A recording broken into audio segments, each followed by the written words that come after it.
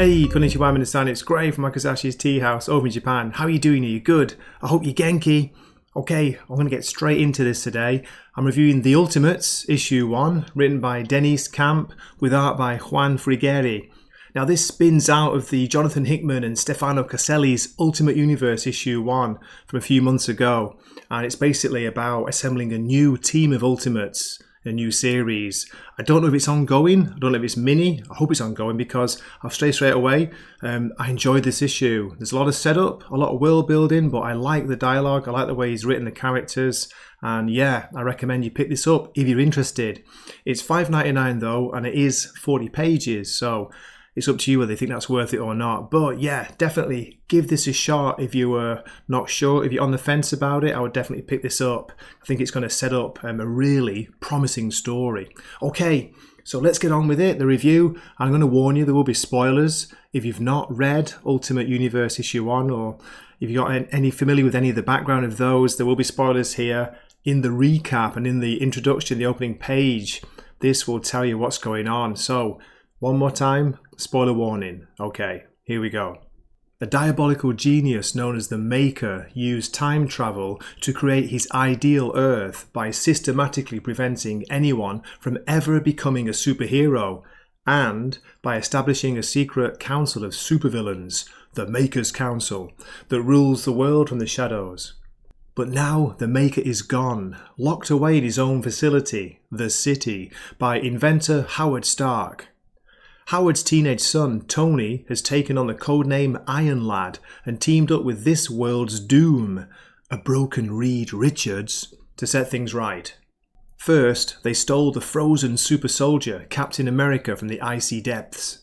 Next, they broke the Asgardian god Thor out of prison and were followed by his warden, Sif. But the Maker's Council did not want Iron Lad making the world they'd built. Council member Captain Britain confronted the team, badly wounding Thor but losing an eye to Iron Lad. The Council then launched an attack on New York City using Stark satellites, with Tony and his allies barely escaping with their lives, but now framed as terrorists. Tell you what, that's a hell of an opening, isn't it there? What do you think? It pretty much tells what's been going on and it gives a few spoilers for this issue. Dear Dad, dear God. You sure made a mess of things, didn't you? What a mess. So we open with this page of destruction, the aftermath of what happened in New York on this, in this timeline. Look at that, just like devastated in the middle of the city. We have Iron Lad, who I initially thought was Peter Parker. 6 months, Dad, 6 months you've been gone to the world. We see in the background image, remembering the lives lost, and Tony Stark is presumed dead. We see Doom talking. I was referring to us, Iron Lad. We are a mess. And we see Thor knocked out, blood pouring from his chest, a huge gaping wound there, and Sif standing guard. Captain America frozen in ice behind them. Then on the next page we get a bit of an info dump via Iron Lad. Here we go.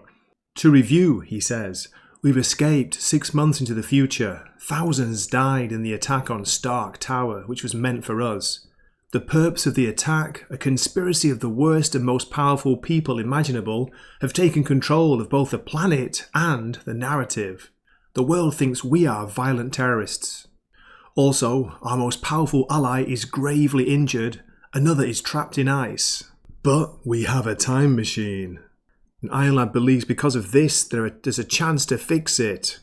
Very convenient, isn't it? Time machine, here we go. Then we get more of an explanation from Doom.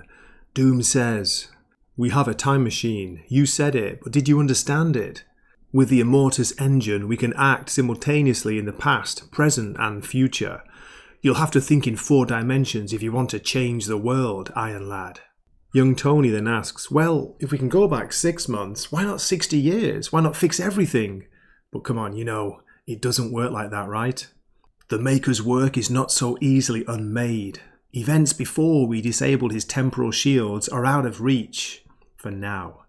There are high walls around the past. 6 months is our current negative limit. Doom asks, you propose we recreate this other world here, this Earth 616? Then we get a view of a classic Fantastic Four, the classic Hulk there. I love the change of the art. I love the old-fashioned style. It's like Kirby, isn't it? Kirby Crackle, come on. But Doom had his own ideas. Origin machines, it could work with a few modifications. Trapped inside his city, the Maker has thousands of years to prepare for our next meeting. We have only 2. If we're to have any hope, we'll have to make the most of them. But Tony's not sure. He's like, yeah, the Immortus engine. I thought about it, but I'm not sure. There's already so many moving parts to this. Time travel only adds further complications and calculations. Leave the calculations to me, says Doom.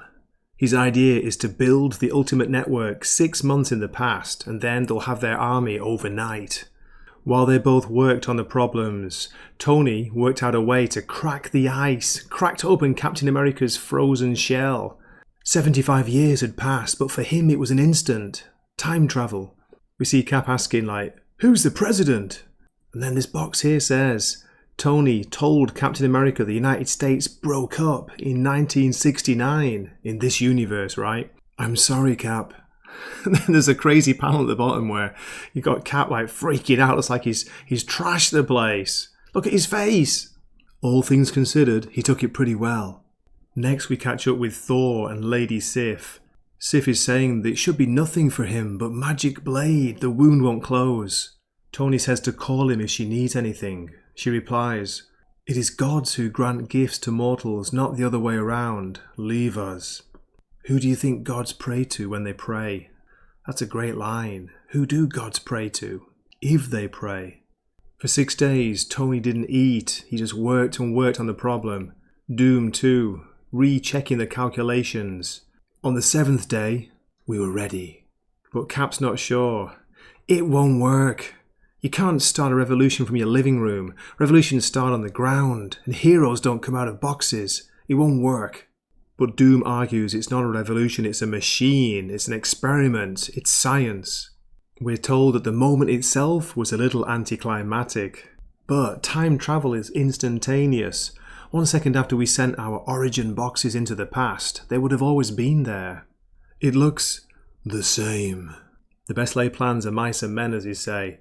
It turns out that only a few appear to have taken. Most of them were rejected, intercepted, or were killed. Okay, next we switch scenes to outside a restaurant in New Jersey. Somebody call about a bug problem?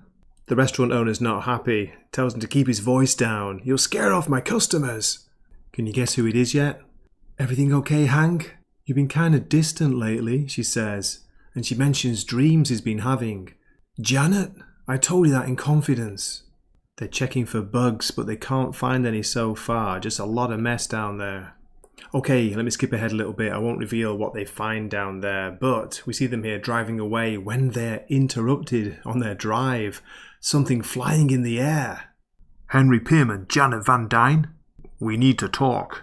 They don't take this interruption very well and burn off quickly in the van. Get out of here! Was that Howard Stark? I thought he was dead.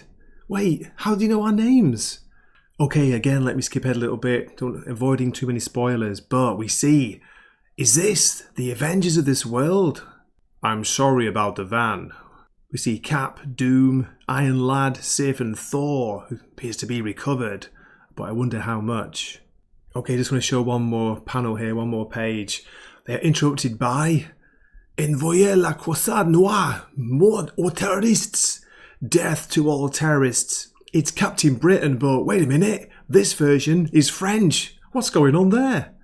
Okay, I'll stop the story summary here. There are still, 15 pages of story to go. And we get some really, really good action. It gets more and more exciting as it goes on towards the end. And there we go. I do hope you enjoyed that look inside the book. Okay, for a score, I'm going to give this, I was thinking about an 8, but it finished so strong, I'm going to go 8.5 out of 10. Now, variant covers. The first one I want to show off here, probably my favourite of the variants, is the Brian Hitch variant. This is a great cover. Look at that. Look at the perspective. Look at the action. Seeing the characters, like the traditional Avengers characters there. And this next one is the Ryan Stegman variant. You've got to focus here more on Iron Lad and the Wasp in the background. You see a little Ant-Man there and Thor, of course. And the third one, the final one on the show, is the In-hyuk Lee variant, which has just got Ant-Man and the Wasp as the main, or the focus there. Yeah. So, what do you think? Which cover would you go for out of those three variants? And always, I want to say thank you for watching. I really appreciate it. Great to review this comic, and great to have you watching this far. Do drop a comment if you're still there. I'd love to hear from you. Let me know what you think of the issue and if you're going to be buying this series. Okay, this has been Gray from Wakizashi's Teahouse. I'm signing off for the night here. Matane.